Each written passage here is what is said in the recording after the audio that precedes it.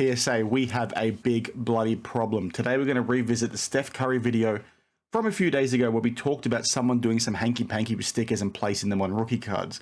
It turns out some people saw that, did a bit more research and confirmed that the card itself was fake.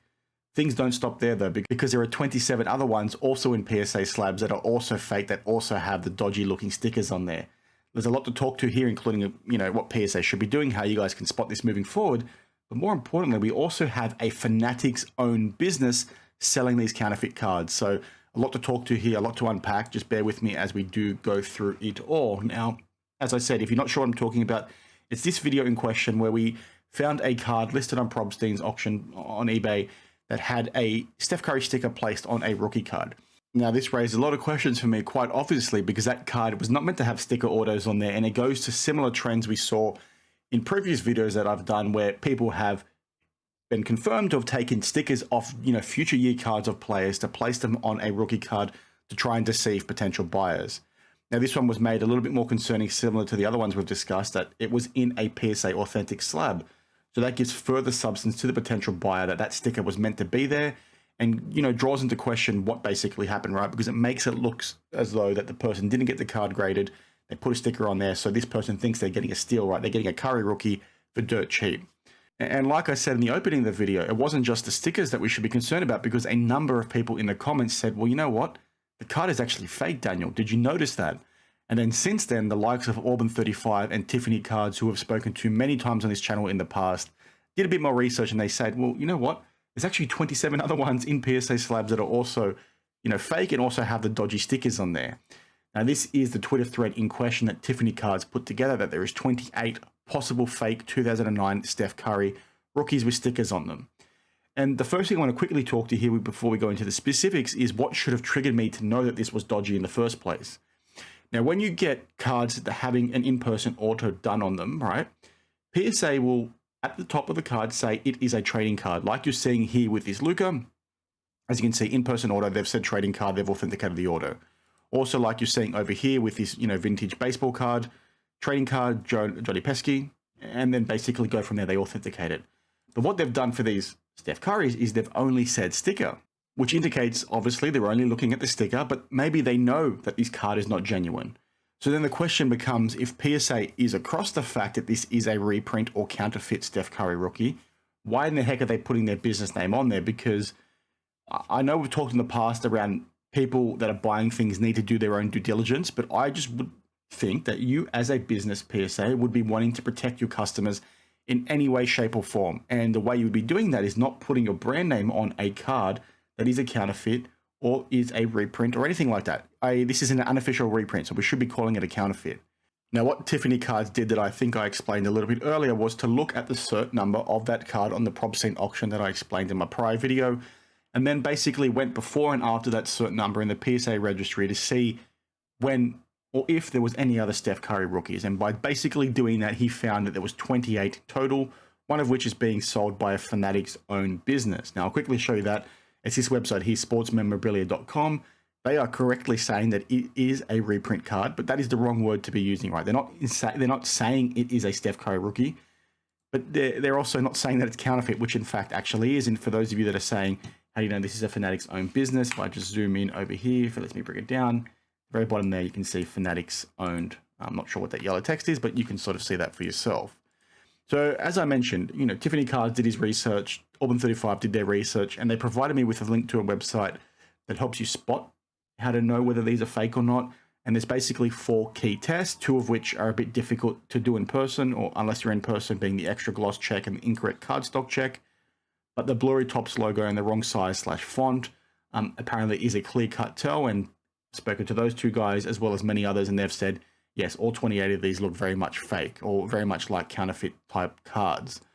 And this just raises a number of questions back to what I said a little bit earlier. What the heck are you doing, PSA, putting your name on this when it's clearly going to deceive individuals? Because you can say, well, okay, people will see this post and do their research. Nobody's really bought them. Nobody's got scammed. Well, to this day, we have seen people buy them, 2 of which sold for $686 and $610 respectively, and then one also for $738, $860, and then $580, all on Probstein, all confirmed fakes. basically people spending money that they probably shouldn't have if they would have known the true details behind this. And it all comes down to what PSA, did in the first place, and that was not disclose to customers that this is a reprint or a counterfeit card. Instead of putting sticker on there, why could they not say counterfeit? Or why could they say non-genuine trading card?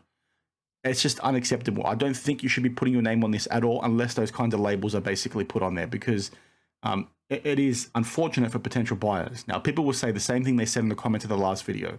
Well, who cares, because they've only authenticated the order. But that's not the point. People are dumb, unfortunately, and people are going to see this and pay big money for it and get ripped off. It's not okay, and I don't like people trying to sort of normalize that behavior. Like, yes, people are dumb, right? And they need to do their own research. But we as individuals within this hobby need to be doing whatever we can to protect our fellow collectors. We need to show care for them, because then in return, they'll do the same thing for us. And when we see stuff like this, we can't let it become normalized. We can't say this stuff is acceptable. We need PSA, in this specific instance, to stop doing BS like this. Because not only is the problem I explained in the previous video pretty bad, where you've got people peeling stickers off of genuine trading cards, placing them on rookies and trying to deceive people, that's also a big no-no from them. But this is 10 times worse. I just want to quickly state that I had people in the previous video say, well, we don't know if these ones in particular were peeled off cards. They could be sticker sheets that dealers got done at shows. That's very much so. So in that case, maybe it is okay. But again, PSA, when it comes to stickers on non-rookie cards that are not meant to be there, that are non-manufacturer guaranteed, need to do a little bit more with their, documentation on their labels. The whole counterfeit piece, the whole reprint piece is completely unacceptable. The fact that they do not state that on their stickers, on their labels, I should say, is not good enough at all. They know these are fake, right? That's why they wrote sticker there instead of trading card, like I showed you a little bit earlier. That's not good enough. It's unacceptable, and people need to be jumping up and down about this, because it is total bullshit. Now, as I said at the top of this video, Auburn35 and Tiffany Cards did a fantastic job on this. If you're not following either of them on Twitter, you're basically doing yourself a disservice. Auburn35 raises stuff like this all the time. I've spoken to it many times on the channel in the past. But Tiffany Cards has a website, and is something that you need to be across, because it is so fantastic for literally every single sport. You can see over here, baseball, football, basketball, hockey, other, which is basically all the sports and non-sports. He has a list of, counterfeit cards, altered cards in the database. This could be patch swaps, trim cards, fake cards like you've seen for those Steph Curry rookies. He also has a stolen card database, and then also an ability for you to look at, certain numbers specifically. But you can see here, the website takes a little bit of time to load. So when you go to it, don't panic or anything like that. But you can see that there is hundreds and hundreds for each of these sports of key information on how the card could be determined to be fake, altered, trimmed, all those things. So if you're ever going to buy an expensive card, or you're ever going to want to research, okay, this player of this vintage card I'm interested in, which ones are out there that are known to be fake, which ones are out there known to be trimmed, which ones are out there that are known to be altered, how do I do a bit more research? And the way you do that research is you come here and check them out, right? Now, for some reason, I can't click on the photos themselves. I'm pretty sure in the past I've been able to expand them. I'm not sure what's going on right now.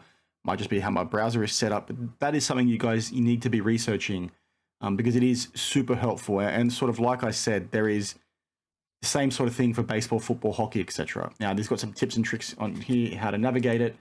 But again, please use this, because it will freaking help you. This stuff that we're seeing from PSA, this is BS. And as a business, yes, they know they're fake. And I'm repeating myself now, but they should not be putting their name on it unless they're making it crystal clear that these things are counterfeit. Like that's not okay.